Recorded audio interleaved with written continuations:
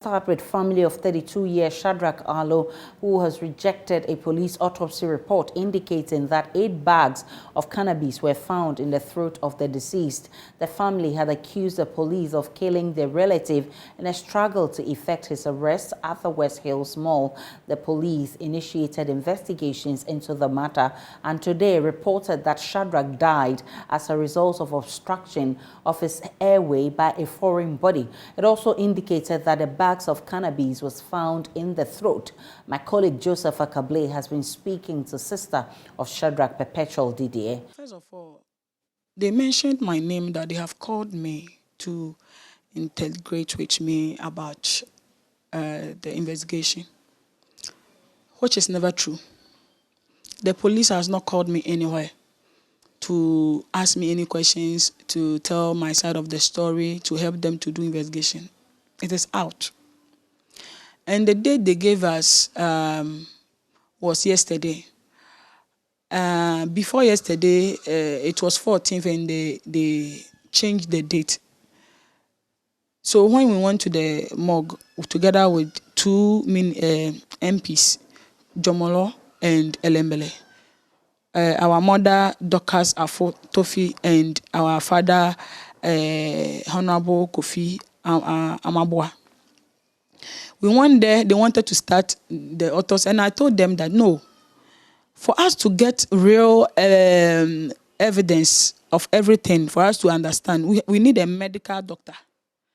So they should ask the police to give us a chance to find a medical doctor, which of course we got one. But that my doctor too is out of Accra. So he gave us his colleague. The colleague begged us to tell the police to allow him to come today, which is Wednesday.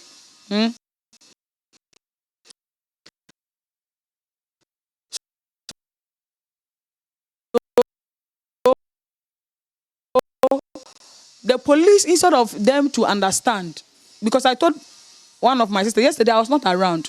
I took the children that was supposed to travel with my brother, which is gone. I took them to the embassy yesterday to understand. So some of them agreed eventually? Yeah, I was not around. According to that, my sister, she said, the doctor said he will not be around today. He's traveling. And I told her that he is not the only police doctor that can operate on my brother. So if he is traveling, let him go. For the sake of justice, let him go. Then they should find another doctor that will collaborate with our own doctor. What is the crime in this one? What is the rush for? So therefore, they eventually did the autopsy. So, my question is, if they are saying they have done all investigations and whatever, he swallowed weed in which is wrapped in rubber, then they found 8 folded wheat inside. Maybe Sagana for say weed in Nkrumah. Weed obi to me many weed rubber in Nkrumah to me many easy sir.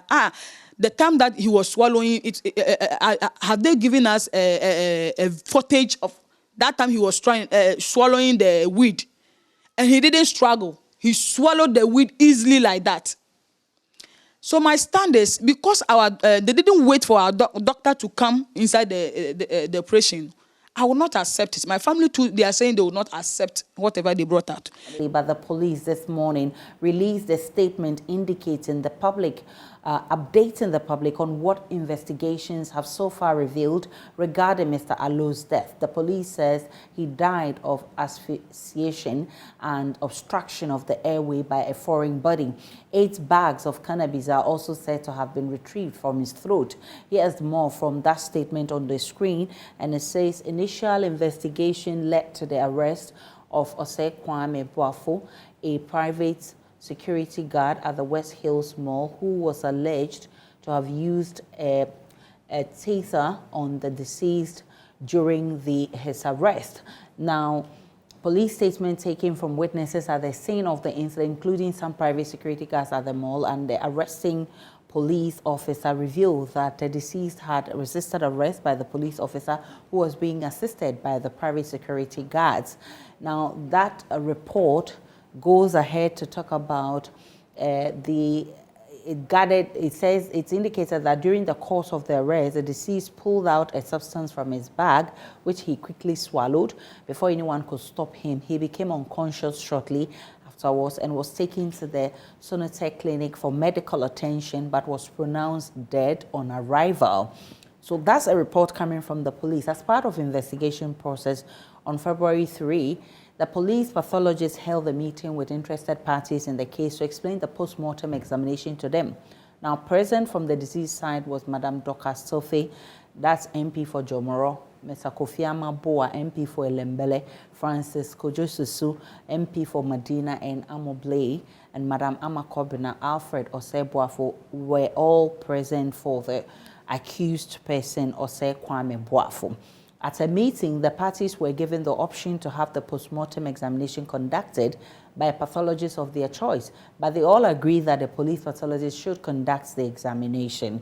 Now, so this is the police account, and what it's revealed in its report. It says a post-mortem examination was conducted on the deceased's body in the presence of Alfred Boafo, father of accused, Dr. Rosanna Polinicio, pathologist of East Municipal Hospital, representing the accused, Mr. Francis Javier Sosu, lawyer for the deceased, Luis Ediafo, uncle of the deceased, and Isaac Enimano, father of the deceased, and Anna Kobna, sister of the deceased, who were all present before the announcement was made. Now, the pathologist gave the verbal cause of death as asphyxiation and obstruction of airway by a foreign body.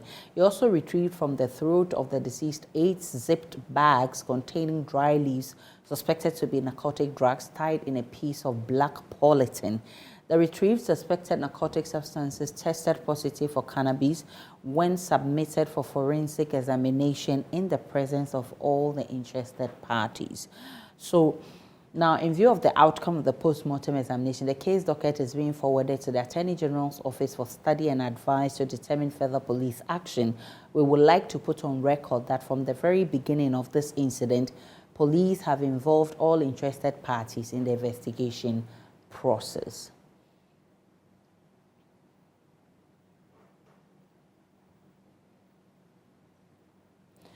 Well, family of the deceased say they suspect foul play. We'll be bringing you that interview shortly. But forensic pathologist at the Komfanochi Teaching Hospital and lecturer at the Kwame Nkrumah University of Science and Technology, Professor Osei Sampene, says the family should have had their own medical professional present during the autopsy, adding the police pathologist must make available a more detailed report outlining the process used in reaching this conclusion to the court. Whatever happened prior to the man's death, the doctor will record it. In fact, autopsies of this nature, but basically at all autopsies, we are encouraged to take photographs.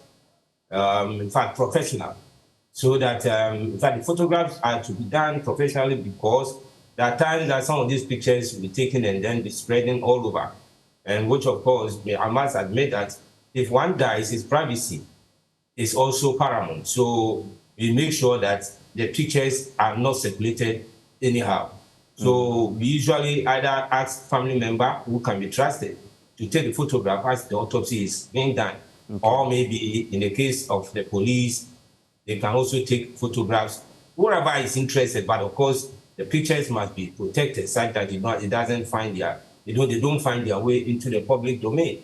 So I believe that, like I said, the doctor who conducted the autopsy is surely going to write full report. Okay. And then if there was any brutality, like the honorable member is claiming, there were any form of brutalities, any form of assault, all of them will be recorded. In fact, there's something called tissue reaction. After death, in fact, prior to death, whatever has happened to you will be shown. I mean, during autopsy or after death. So basically, there shouldn't be any cause to be worried as far as the honorable member is concerned.